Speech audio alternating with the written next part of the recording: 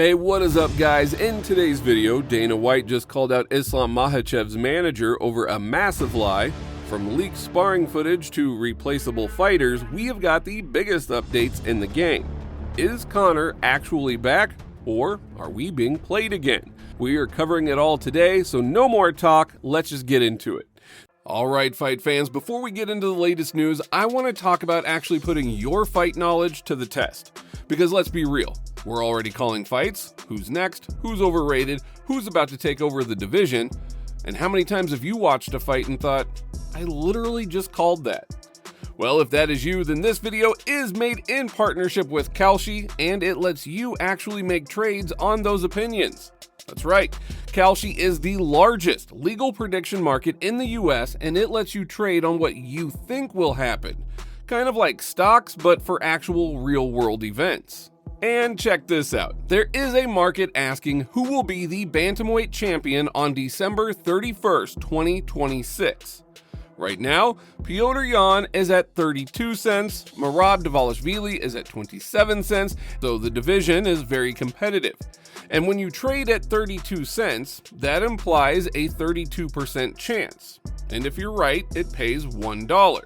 So $20 returns about $42.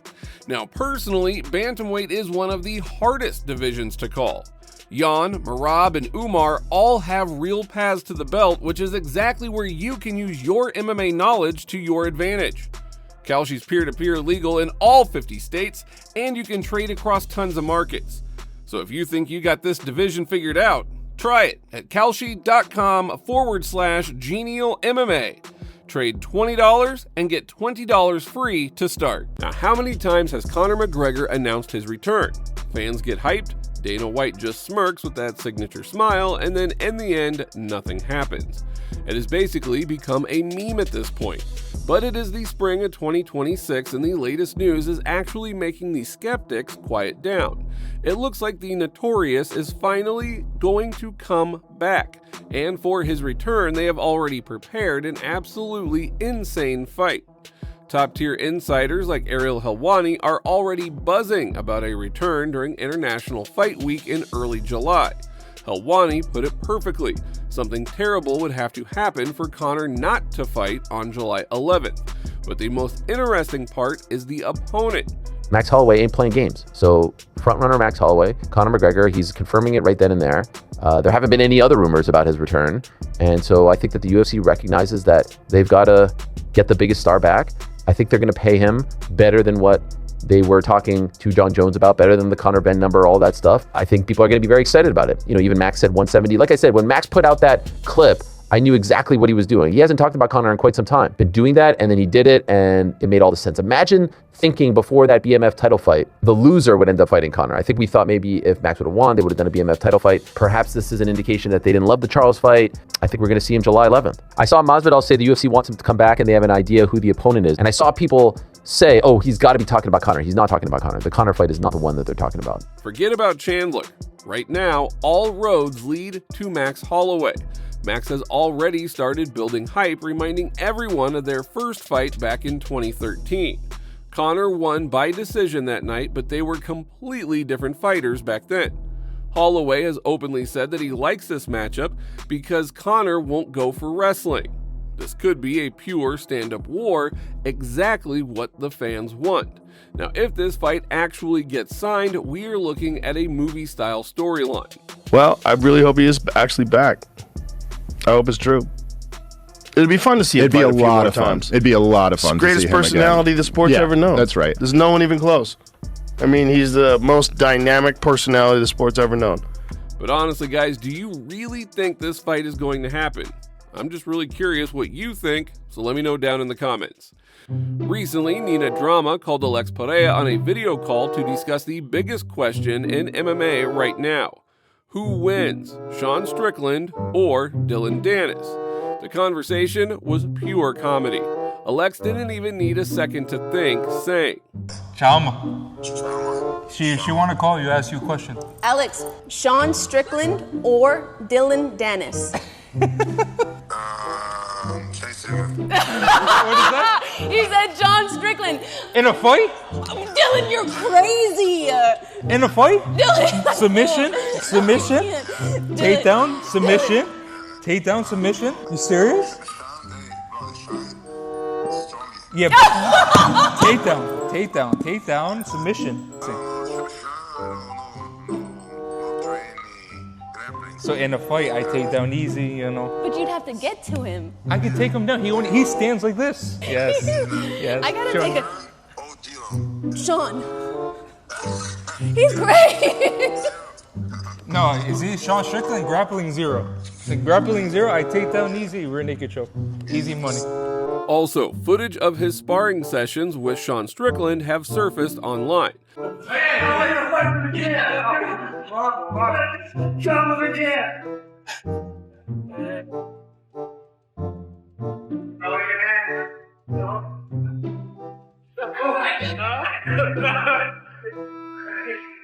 Today we're just Sean and Alex are sparring.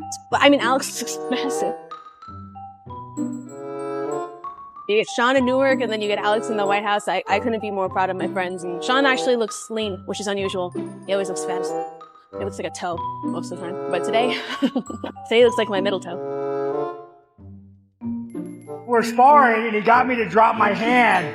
And at that moment I just said, nah, dude, like, we're done. Joguei aqui, ó. He looks like this the entire time. It's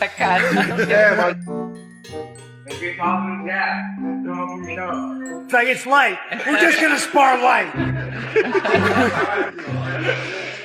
Now, Israel Adesanya's fans are starting to get seriously worried. Before his fight with Joe Pyfer in Seattle, a photo showed up online where the last stylebender's nose looked off. It is clearly more crooked compared to last year.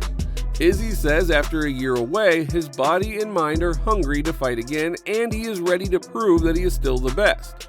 But that visible issue raises questions. Did he pick up a serious injury right before stepping into the octagon? And that is a real problem. Pyfer is dangerous and powerful, and any weakness could ruin Izzy's comeback. A loss here might even send Adesanya into retirement, at least according to Henry Cejudo. Why do you say that? It depends on what fashion, but I mean, I think so, bro. I think when the ship has sailed, the ship has sailed, dude. I think you just come into realization that it's probably not even, and I'm speaking for myself. Maybe it's not so much the talent, but it's more the desire, and it's more of, I want to do other things with my time now. And there's things that you enjoy more. I think Israel's already there. He's already DJing. He's doing a bunch of other stuff. Like, he's already kind of planning for his future. So when people already start to do things already, like, they already know that time is coming. Like, you know what I'm saying? Like, even for me, I was already in real estate. The content business pretty heavy. So yeah, I do feel like if Israel does get finished or loses in this fight, like, you know, I think he's done. They know if this young lion, like you, Joe, if you beat Izzy, his career's over, dude. So you have a wounded animal in the corner, and they're gonna throw the fucking kitchen sink at you, young man. And you gotta weather that fucking storm, and it's a fucking storm, dude. You're gonna get his best shot. Is it slower than a few years ago? Yes. Is it as quick and fast and tenacious? No. But even dialed down, it's still better than 99% of those motherfuckers on the roster. And you have to expect that. You have to expect you're gonna get in a fucking war, dude. I'm telling you. You got a Izzy Adesanya whose career's on the fucking line. And he's very skilled. And you gotta get it done.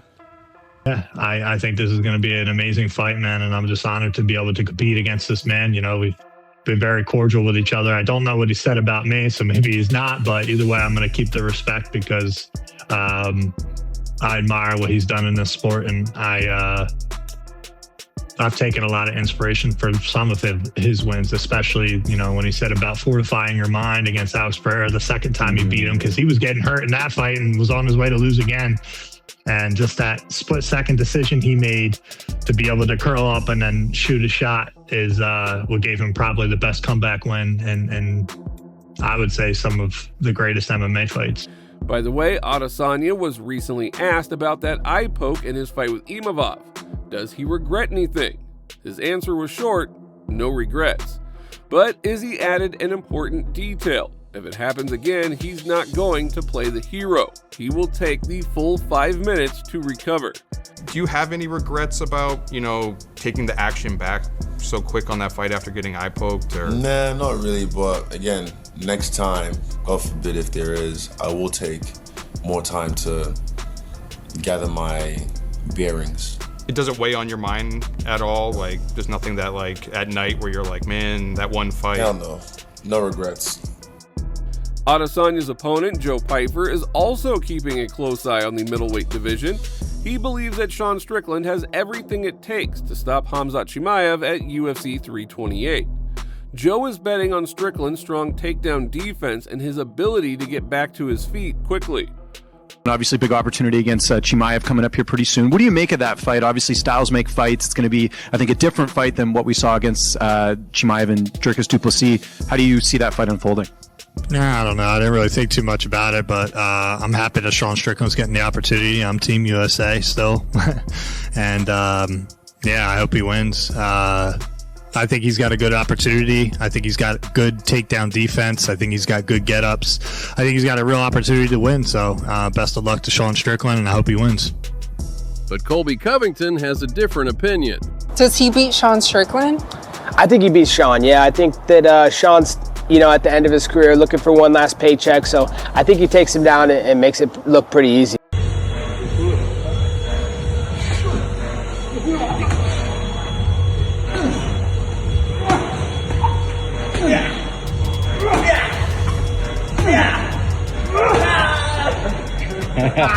Dick, yes? Someone didn't like that, I doubt. 22 pounds? Yeah. Of caviar? Yeah. Does it make you sick? Makes me rich. 24 hours on toilet. It makes me rich inside, coach. See? Notice. 24! Yes, 19! Here we go! Come on, get it down to 18! Yes, 817! Meanwhile, Daniel Cormier and Ben Askren sparked a heated debate. They believe almost 90% of UFC fighters are completely replaceable, and their view the promotion is built around a few key names, like Islam Makhachev, Alex Pereira, and Ilia Topuria. Everyone else is just part of the machine and can be replaced at any moment. 80-ish% of the UFC roster is totally replaceable in like a snap of the finger. 80%? You think there are 20% of fighters in the UFC that are irreplaceable? Less. There's less than that. There's less than that. I believe that when you talk about who's irreplaceable, like who do you have to have? Yeah. Dude, let me tell you how you know that I think you have to have Ilia Topuria. I think you have to have Islam Makhachev. I think you have to have Alex Pereira. I think you have to have certain guys. But here's the deal. Like, Alex Pereira's not going, I'm not giving up what I just got, signing an 8-fight deal to make sure that the guy on the bottom is okay. It's like, it's just a flawed argument because the top guys are making big money. Islam Makhachev's manager, Ali Abdelaziz, recently blew up social media by claiming that Islam would return on July 11th during International Fight Week in Las Vegas to defend his welterweight title. Fans already started buying tickets, but then the boss stepped in. Dana White shut it down, posting a short response, "Not true, it's going to be August." That means Makhachev's return is being pushed back by a month, and the August event doesn't even have an official date or location yet. But the most interesting part is the opponent. Right now, it is either Ian Gary or Morales, but there are basically no other options. So who's the hardest opponent you've ever faced? Islam Makhachev. What made him so difficult? Skills or mindset? Skills. Okay. So, if you fight Islam Makhachev again, what would you change this time? I'll just knock him out next time. Okay. You sure about that? Yeah. Have you asked him to fight or no? We're supposed to fight, but I couldn't. I pulled out. Okay. Why? I got injured. Okay. Yeah. Okay. So finish this. I'll be champion because? Because I'm the best. Okay, that's amazing. Thank you so much for answering my question. Thank you. Она обратку можешь дать? А? Обратку можно дать, да? Она же очень для этого, для приманки рогатки.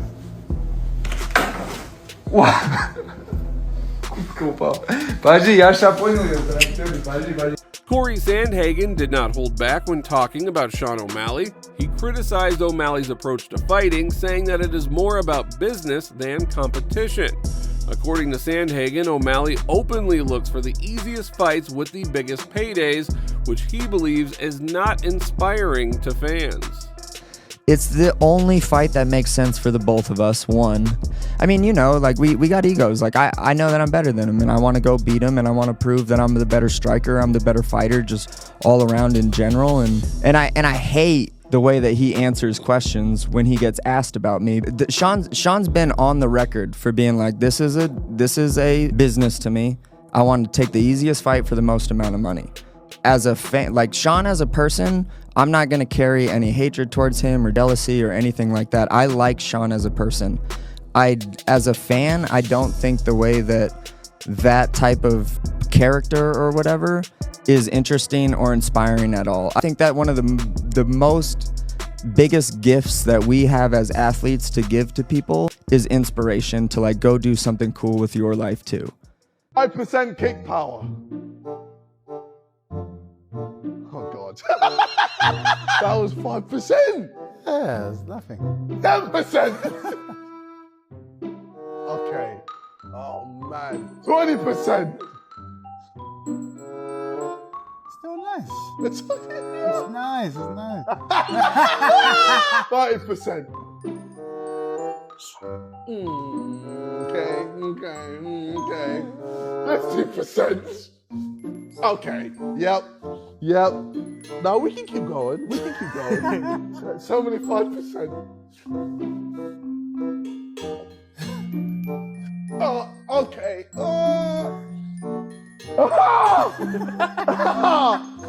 Wow. 100%. Kill me, bro.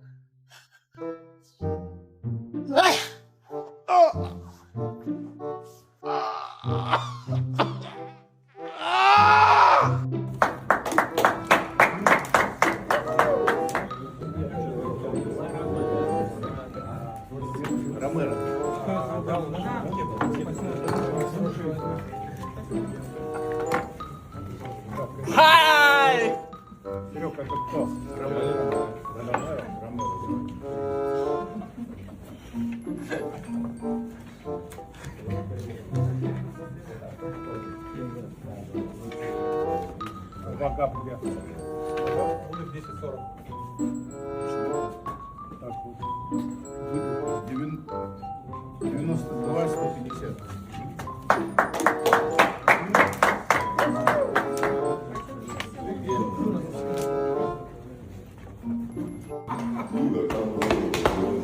Oh my goodness. I forgot you look like this, dude. I got used to heavyweight you were. You look good, dude. You ready to go? Let's do it. Yeah. You got the mustache too? Yeah. A little different, huh? Okay, a little something different. You gotta keep on guessing. Let's get this win and then celebrate. Yeah, of course. And if you enjoyed the video, don't forget to like and subscribe to the channel. Thanks in advance.